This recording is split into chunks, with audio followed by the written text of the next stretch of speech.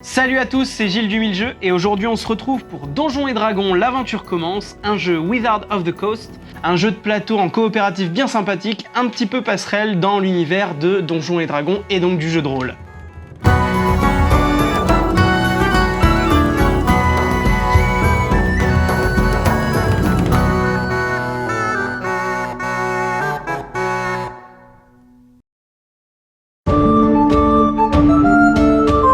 Donc au niveau du contenu, pour cette boîte L'aventure commence de Donjons et Dragons, nous avons donc 4 plateaux, 4 petits plateaux qui s'imbriquent entre eux. Par plateau, nous avons un petit deck, donc bleu ici, avec les cartes aventure, jaune, orange pour les cartes créatures. Et donc nous avons ces decks de cartes pour chaque petit plateau. Nous avons également 4 petites pancartes à l'effigie d'un monstre que nous allons affronter lors de la partie. Ainsi qu'un petit support pour justement mettre en fonction du scénario qu'on a décidé de prendre.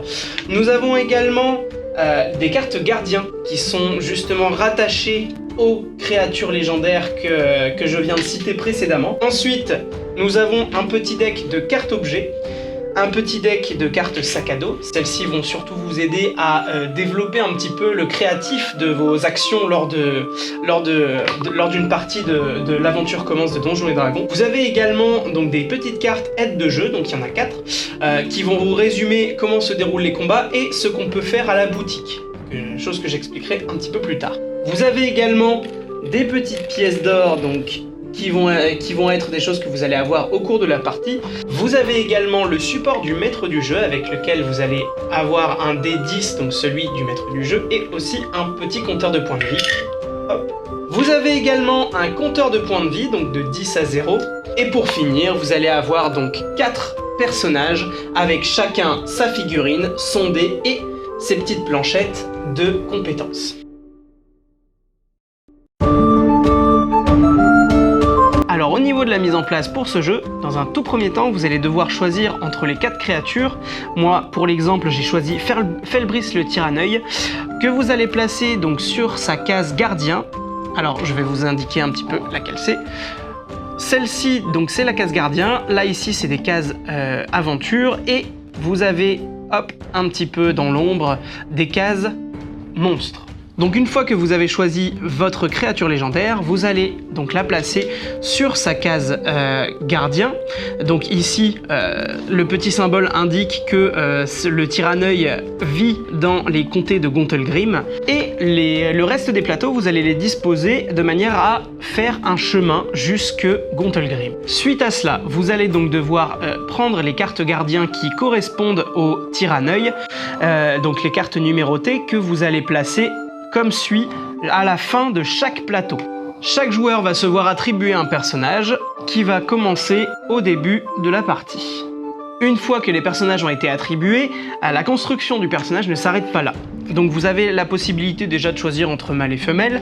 Hop, moi je vais prendre au hasard, tchouk, et vous allez placer ainsi votre... hop, sur votre compteur de points de vie. Sachant que... ici, vous mettrez donc évidemment pour la première partie vos points de vie à 10. Une fois cela fait, vous allez prendre les cartes au bord arrondi de votre personnage et vous allez devoir choisir donc sa capacité spéciale et son caractère. Il y en a 4, hein, donc elles sont recto verso, chacune est différente. Une fois que vous l'avez choisie, vous venez la mettre à la suite de votre personnage sur votre compteur de points de vie. Ensuite, vous allez prendre les 2 dernières pancartes à bord plat qui correspondent à vos capacités et à vos attaques. Il y en a 2 différentes, donc niveau 1 et niveau 2 si on les retourne, et chacune sont différentes avec une attaque un petit peu plus spéciale qui fait appel un petit peu à votre créativité, à votre imagination. Une fois que vous l'avez choisie, vous la prenez et vous la mettez à la suite. Les autres retournent dans le plateau de jeu. Une fois que chaque joueur s'est vu attribuer son personnage avec sa capacité spéciale et ses attaques, vous allez donc chacun recevoir une aide de jeu.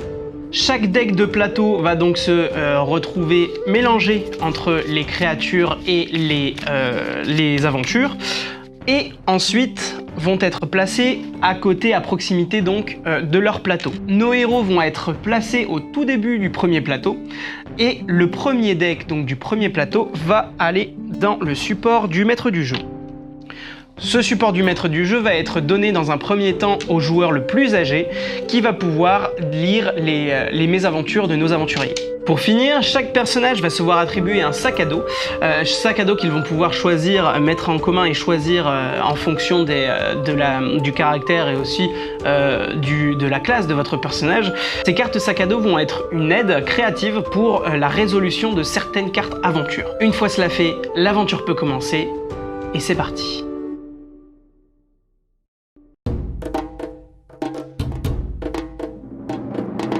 Avant de parler du déroulement du jeu, nous allons donc parler de son but. Donjons et Dragons, l'aventure commence est un jeu narratif qui va imposer donc une histoire et une trame à ses joueurs. Donc vous incarnez le personnage que vous avez choisi avec son caractère et ses capacités. La mission qui vous est attribuée, c'est donc d'éliminer la créature légendaire que vous avez choisie en début de partie dans la mise en place. Pour ce faire, vous allez donc évoluer donc dans les différents plateaux jusqu'à enfin arriver à votre but ultime, la créature. Comme je l'expliquais plus tôt, vous avez donc sur chaque plateau des cases centrales, des cases monstres en périphérie, donc des cases centrales, et au bout, une case gardien. Tous les joueurs vont donc avancer sur la première case centrale. À ce moment-là, celui qui possède le support du maître du jeu va tirer la première carte, il va en lire son effet, et il y aura résolution donc de l'action qui s'y déroule. Au terme de la résolution de cette action, la carte va être mise tout en dessous et le maître du jeu va donc pouvoir passer le relais à celui sur sa gauche. À la fin de la résolution de la première action, vous avez actuellement le choix. Soit vous pouvez vous déplacer sur une case monstre, soit vous avancez tout le groupe sur une case centrale. Quand des joueurs décident de se rendre sur une case créature, les joueurs qui sont en case centrale vont devoir attendre que le combat soit terminé afin de pouvoir continuer à progresser. À ce moment-là, on fera attention à ce que le support maître du jeu ne soit pas en possession d'un des joueurs qui a décidé d'affronter la créature. Là, pour le coup, le joueur rouge a décidé de ne pas se rendre sur une case créature. Il va donc pouvoir préserver le support maître du jeu. À ce moment-là, il va pouvoir prendre le deck, aller chercher la première carte créature qui se trouve dans le deck, le replacer ici et jouer la créature qui va affronter les deux joueurs. A savoir que si tous les joueurs décident d'aller sur une case monstre, le support du maître du jeu reste à celui qui vient de recevoir le support. Au niveau du déroulement des combats, dans un premier temps, pour définir l'ordre de jeu, chaque joueur présent dans le combat va donc devoir faire un jet d'initiative. Donc autour d'un joueur, le joueur va donc devoir choisir entre une de ses attaques ou sa capacité spéciale. Une fois que c'est fait, il va devoir jeter un dé pour voir si l'attaque ou la capacité réussit. Par exemple, là je choisis Tremblement de Terre qui a une difficulté de 5+. J'ai fait 16, l'attaque passe parce que j'ai fait plus de 5. Tout simplement, je vais faire 1 point de dégâts.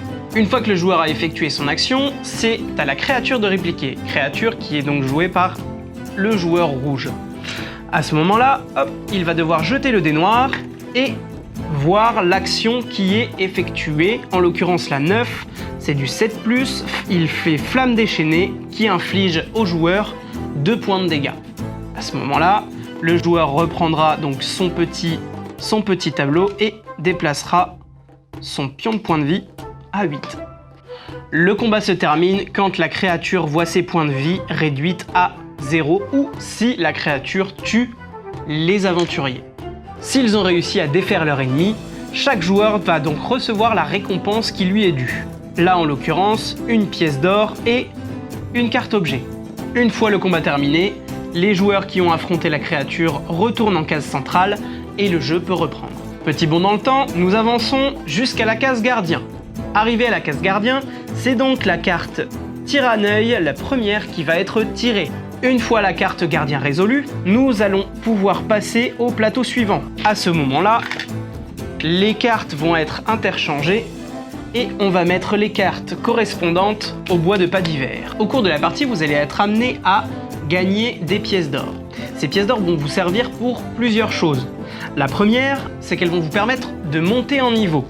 Quand vous montez en niveau, hop, vos attaques deviennent plus puissantes. Le coût d'une montée en niveau est donc de 5 pièces d'or. Vous avez aussi la possibilité d'acheter un objet. Pour 3 pièces, vous allez prendre les 3 premières cartes du deck objet, vous allez les regarder, vous vous choisirez un des objets que vous poserez devant vous et hop, vous viendrez mettre les deux que vous n'avez pas choisis en dessous du deck. Et la troisième chose qui va vous coûter de l'argent, c'est la mort. Si vous êtes amené à mourir lors d'un combat ou d'une carte aventure, vous devez vous déposséder de tout votre or pour pouvoir regagner 5 points de vie.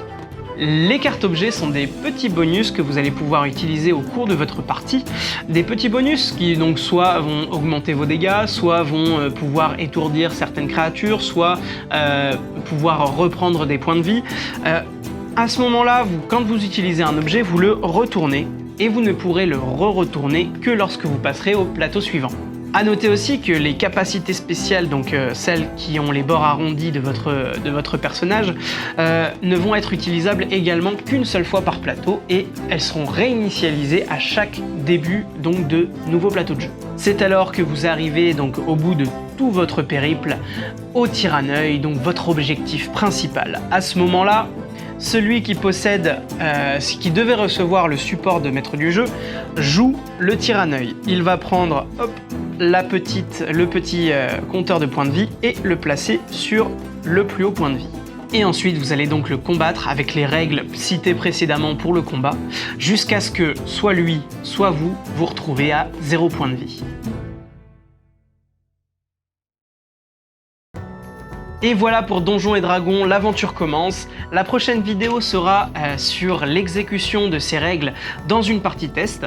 Une partie test dans laquelle vous verrez donc tous les objets qu'on peut trouver ainsi que certaines des mésaventures qui peuvent arriver aux aventuriers, mais aussi certaines petites règles que je n'ai pas précisées comme par exemple l'étourdissement en combat, et tout ça sera abordé dans l'exécution. D'ici là, je vous invite à liker et à commenter la vidéo, à la partager sur vos réseaux si elle vous a plu, à me rejoindre sur les miens si ça vous dit, et puis je vous dis à plus les gamers.